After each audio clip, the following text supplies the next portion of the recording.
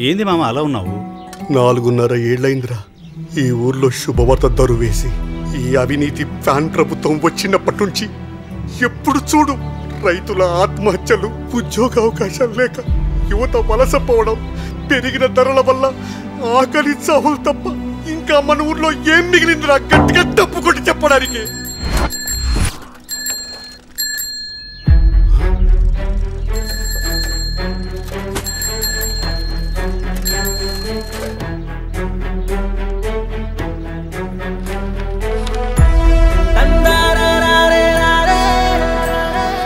ఇప్పుడే మామా ఊరే కాదు రాష్ట్రమంతా గంతులేసే దరువు.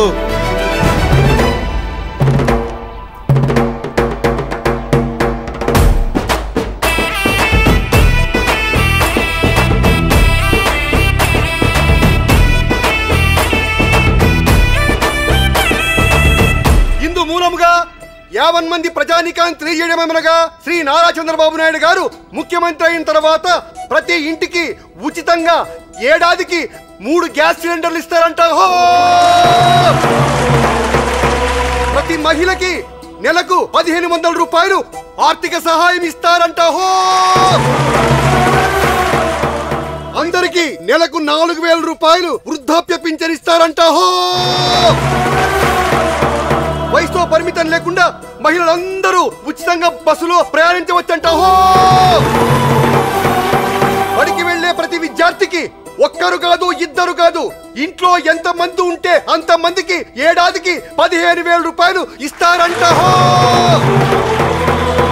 ప్రతి రైతుకు ఏటా 20,000 రూపాయలు ఆర్థిక సహాయం అంట. మన యువత కోసం 20 లక్షల ఉపాధి అవకాశాలు లేదా 3,000 రూపాయలు నిరుద్యోగ భృతి ఇస్తారంట. ఇవన్నీ మనకు కూడా రావాలంటే ఏం చెయ్యాలో అది చెప్పరా ముందు. రాబోయే ఎన్నికల్లో సైకిల్ గుర్తుకే ఓటు వేసి మన బాబును గెలిపిస్తే చాలు. మన భవిష్యత్తు మన చేతుల్లోనే ఉంది. బాబు రావాలి, మన బ్రతుకులు మారాలి. బాబు రావాలి, మన బ్రతుకులు మారాలి.